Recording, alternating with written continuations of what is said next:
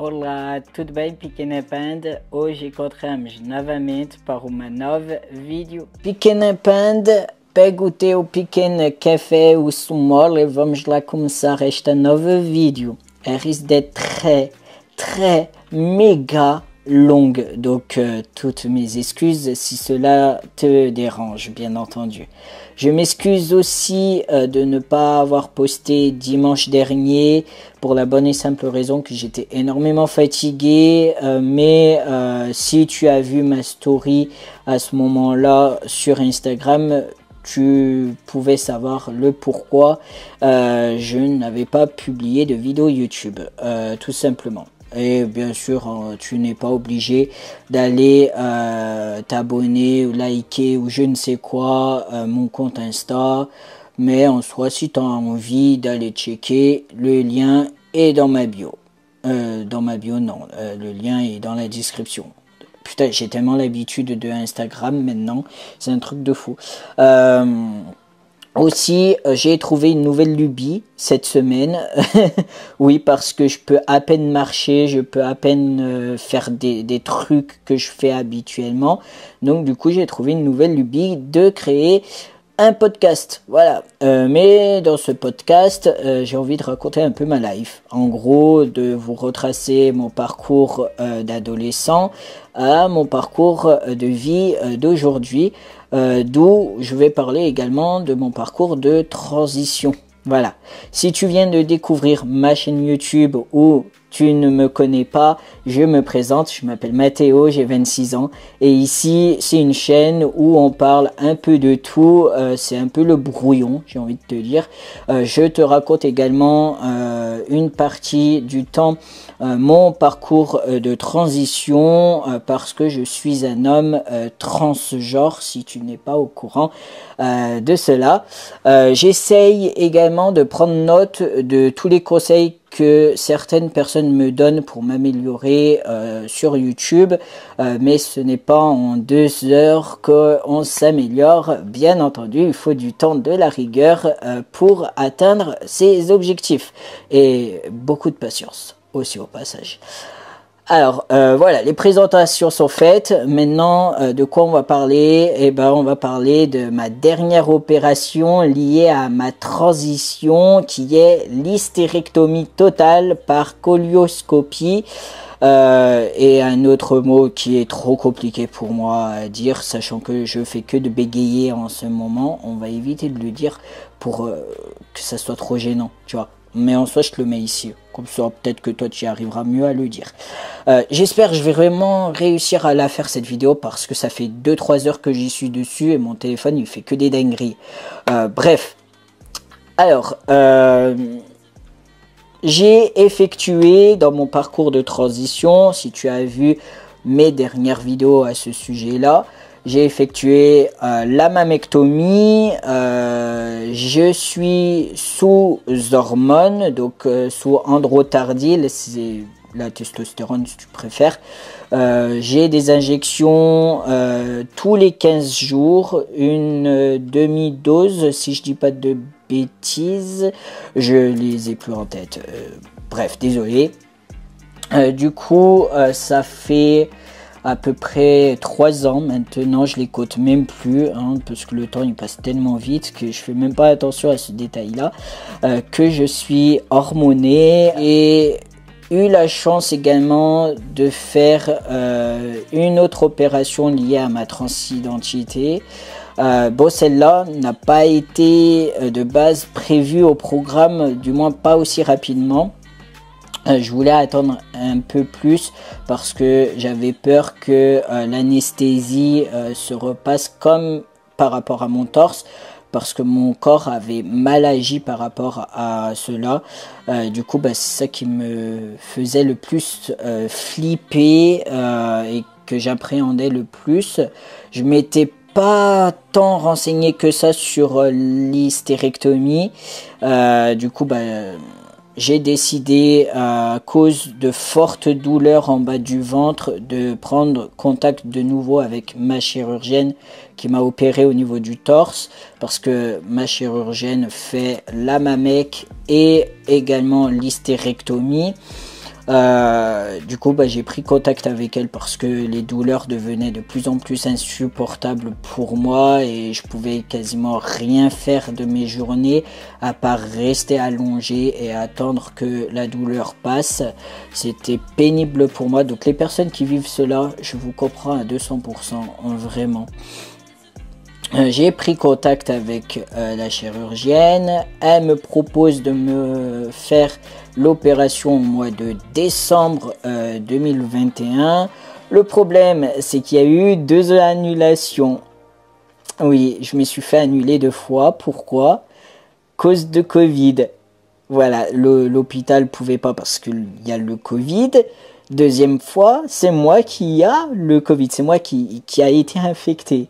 Donc, boule totale, grosse boule totale, tu vois, maxi boule. Mais j'ai pas le choix. Je suis obligé de supporter encore cette fichue douleur.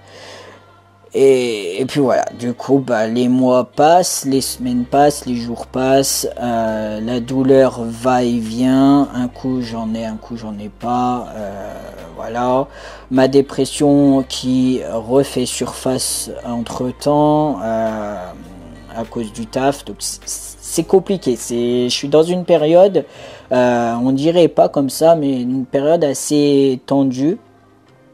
Et là, du coup, quelques mois après, la secrétaire de ma chirurgienne me recontacte pour me reproposer une autre date. Et là, elle me fixe le 13 avril 2022. Du coup, moi, super content et tout, mais stressé de l'autre parce que voilà, on parle pas d'un torse là, on parle quand même de quelque chose qui est génital, donc c'est pas rien, c'est quand même lourd et important comme opération. Donc voilà, du coup, les semaines après passent, je vais également quelques jours avant faire mon test PCR parce que maintenant, je crois que c'est devenu une routine. Quand tu te fais opérer, tu as automatiquement ton test PCR à effectuer quelques jours avant l'intervention. Comme je te disais, je stressais beaucoup plus pour le test PCR que l'hystérectomie. C'est un truc de fou chez moi. Genre, je supporte pas qu'on enfile un truc dans mon pif. Tu vois, ça me gêne. J'aime pas. En plus, je pleure jamais. Mais là, les larmes, elles ont coulé toutes seules. Putain, mais je suis faible en fait. Non, bref, je m'égare. Le 13 avril commence à se rapprocher de plus en plus. Je dois manger certaines choses. J'ai pas le droit de manger certaines choses. De là, c'est compliqué. Tu vois, c'est dur parce que ma soeur, en ce moment, fait beaucoup de gâteaux. Et d'avoir été privé de cela, c'est compliqué, tu vois. C'est la tentation est niveau de l'échelle encore plus haute que l'échelle, tu vois. Je sais pas si tu comprends. Bref, on s'en fout. Du coup, j'ai décidé, vu que il y a certaines choses que je pouvais manger, j'ai décidé de manger pendant 2-3 jours que des pâtes, du riz ou des patates sans assaisonnement parce que ça c'était interdit, pas de gâteau, pas de chocolat, donc un régime strict, dur, sévère, un régime qui te casse la tête parce que c'est compliqué de faire à manger dans de telles conditions. D'être aussi restreint, sachant qu'en plus de ça, moi je ne mange absolument pas de viande, donc c'est encore plus galère, tu vois. Je suis chiant. Quand j'étais gosse, je mangeais de tout, mais vraiment tout. Je mangeais de la viande, je mangeais du poisson, je mangeais des légumes. Là maintenant, je m'insupporte. Ensuite, et bah, le 13 avril arrive et là est présent. Nous y sommes au jour J.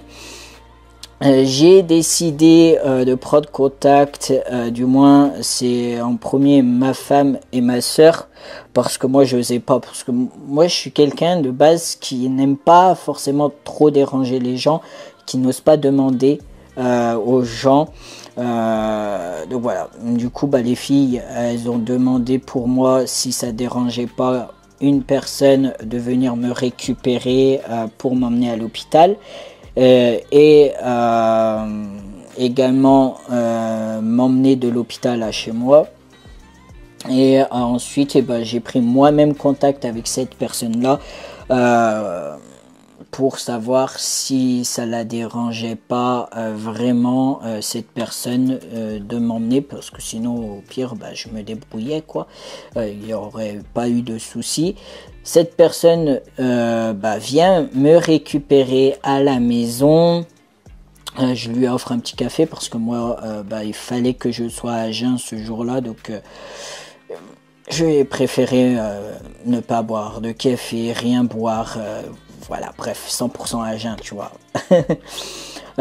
On papote un petit peu avant de partir et là on commence à prendre la route jusqu'à l'hôpital. Et le gros bonus pour moi, c'était que cette personne connaisse très bien l'hôpital, donc ça m'a encore beaucoup plus rassuré. Donc franchement c'était top. Le stress au passage augmente légèrement, mais c'est pas ouf, donc ça va. J'ai appris aussi avec le temps à faire des exercices de respiration, donc ça aide vachement quand tu es stressé, quand tu es angoissé, quand tu es énervé, bah, tu fais un peu des exercices comme cela. Ça fonctionne pas sur certaines personnes, hein, mais sur moi ça fonctionne plutôt assez bien. Je pratique également la méditation, donc ça aide encore beaucoup plus à être calme. On arrive dans le service où je dois me faire opérer et là on attend 7 heures qu'une infirmière vienne me chercher. Je m'avance vers l'infirmière parce qu'elle a demandé qui se fait opérer en gros à 7 heures. Du coup bah, je m'avance, là elle commence à mettre son petit bracelet là. Avec mon nom, mon prénom et le code barre. Donc du coup, j'avais un beau gros bracelet bleu là. J'ai l'impression d'être un aliment à ce moment-là. Elle me demande également d'attendre sur le côté parce que elle va m'emmener dans la chambre et de là, bah, elle finit les personnes qui sont arrivées, elle finit genre je veux dire elle finit de mettre le bracelet aux gens quoi, bah, voilà. Je vais dans la chambre simplement de vous changer, de mettre cette tenue, vous savez la tenue sexy là où on voit l'arrêt de tes fesses. En plus si on levait la blouse on voyait tout parce que le boxer il est transparent frère, il est transparent. Gênance 2.0, mais on s'en fout, on est entre nous, d'accord. Ensuite, eh ben, j'attends une nouvelle infirmière, une autre que celle que j'avais vue à mon entrée, vient vers moi, me demande quelques renseignements personnels, mon nom, mon prénom, ma date de naissance, ma profession, pourquoi je suis là, voilà, bref. Question basique, tu vois, paperasse oblige. Du coup, bah, je réponds aux questions. Elle me dit qu'il faut que j'attende. Du coup, bah, j'attends. Je réponds aux messages entre temps. Je lis un petit peu aussi parce que quand c'est des choses comme ça, moi j'aime beaucoup ramener mon bouquin avec moi. Comme ça, bah, j'en profite aussi un peu de lire pour éviter d'être trop sur mon téléphone, tu vois. Du coup, bah, je navigue entre la lecture et les réponses aux messages. Et là, 4 personnes, ou 3 personnes, je ne sais plus, arrivent dans la chambre et me disent « Monsieur, on va au bloc, est-ce que vous pouvez marcher ?» Je réponds que oui, bah, ça ne me gêne pas. Du coup, on va au bloc à pied, tranquillement. Je crois que j'ai dit une connerie à ce moment-là, je ne me rappelle plus exactement quelle connerie j'ai sorti parce que elles ont rigolé, donc voilà, c'était full bonne humeur, donc c'était nickel. Franchement, hommes transgenres qui ont envie de se faire opérer par la même chirurgienne que moi, je vous la recommande à 2000%. C'est professeur Scholler à l'hôpital Nord, à Saint-Étienne, dans la Loire. Donc voilà, bref, du coup, bah là on arrive dans le bloc et je commence à paniquer un peu parce que je vois un genre de lit avec des machins là où tu as les jambes écartées comme ça là. La dernière fois que j'ai vu ça, c'était à la maternité par rapport à ma sœur ou dans les trucs maternité dans les émissions là. Du coup bah ça m'a fait un peu flipper quand j'ai vu ça, mais les infirmiers les infirmières également m'ont rassuré, m'ont bien détendu, donc c'était nickel. On m'installe sur ce genre de lit et là on met le masque et il n'y a plus de Mathéo. Trou noir après de ce qui se passe, je me fais opérer, je me réveille tranquillement. Par la suite, c'était très compliqué le réveil parce que je somnolais énormément et j'étais vraiment fatigué. J'avais aucune douleur, mais j'étais complètement claqué. Genre, j'avais eu l'impression que j'étais complètement bourré, que je sortais de soirée parce que à peine que je me relevais, enfin que j'essayais de me mettre droit, j'avais la tête genre qui tournait, donc je me sentais vasseux, je me sentais pas bien du tout, mais, mais voilà, bref, quelques heures se passent et je finis par me préparer pour pouvoir rentrer chez moi et la personne que ma mère connaît vient me récupérer. On décide également de passer à la pharmacie parce que j'ai des traitements à prendre par rapport à la douleur, donc on en profite d'aller à la pharmacie. Il me ramène à la maison et de là, bah, je décide de reprendre une douche parce que je me sentais gras, je me sentais sale, mon ventre était jaune, on aurait dit une clémentine le mec. Ma femme qui vient, qui m'aide aussi d'à côté parce que je tenais quasiment pas sur mes jambes, j'étais beaucoup trop fatigué. C'est pour ça aussi que j'ai pas pu faire de vidéo dimanche. Donc voilà, du coup bah, je prends ma petite douche, ça m'a quand même fait un peu de bien de la prendre. Ma femme qui m'aide à mettre de nouveaux pansements sur mes cicatrices parce qu'ils étaient remplis de sang, donc il fallait changer quoi. Petite précision, ceux qui craignent la vue de cicatrices, de bleu, etc., vous pouvez avancer dans la vidéo ou partir, d'accord? Ceux qui restent, bah, libre à vous, hein, je vous ai prévenu. Je vais vous montrer mes petites cicatrices maintenant, enfin certaines, parce qu'il y en a, je ne vais pas vous montrer non plus. Hein. Alors là, on a la première cicatrice qui devient un peu bleu, jaune, voilà, apparemment c'est normal. Là j'en ai eu une aussi de cicatrice qui est vachement plus bleue, j'en ai une ici, j'ai pas mal de cicatrices, mais c'est des toutes petites comme ça, c'est pas genre comme celle de mon torse, tout simplement. Là, pendant quelques jours, c'était un peu compliqué le sommeil parce que je n'arrivais pas à dormir, parce que je ne pouvais pas dormir sur le côté gauche ou le côté droit. J'ai été obligé de dormir sur le dos. Là, en ce moment, bah, j'arrive beaucoup plus à dormir sur le côté, donc je suis super content de cela parce que je sais pas comment vous faites les gens qui dorment sur le dos. Moi, j'arrive pas à trouver le sommeil comme ça. J'ai encore du mal à trop marcher, j'évite les déplacements, même juste d'aller me laver, d'aller manger, d'écrire, voilà, des trucs basiques, même aller au WC, bah, j'ai l'impression que c'est un effort physique. Pour moi, ça me fatigue encore plus et les douleurs, bah, j'en ai, j'ai des douleurs et c'est pour ça qu'il faut à tout prix que j'évite de trop bouger parce que les douleurs sont encore bien plus fortes dès que je bouge beaucoup plus durant ma journée.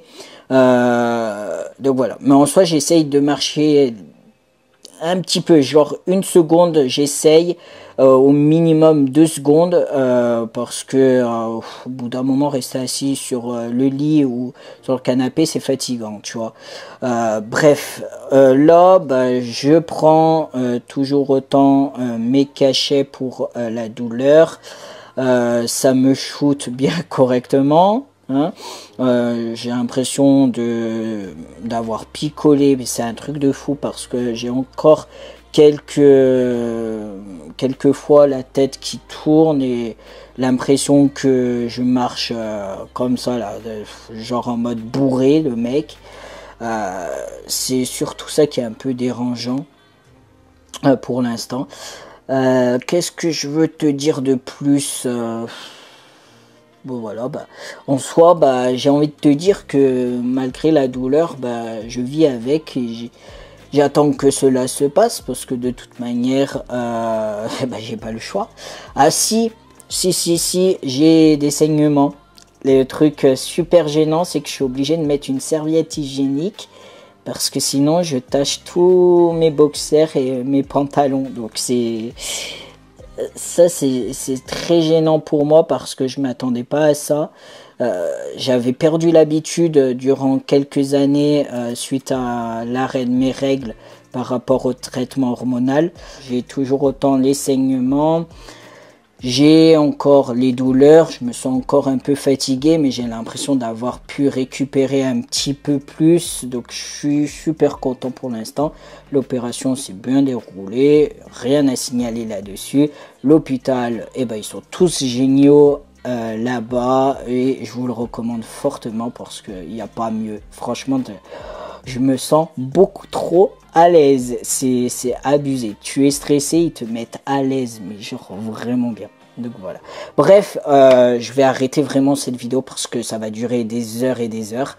Je vais essayer de commencer à faire cette question de podcast là parce que peut-être que ça sera beaucoup mieux pour vous, bien entendu, parce que je pense que vous n'avez pas trop kiffé cette vidéo là vu que elle est un peu plus longue que d'habitude.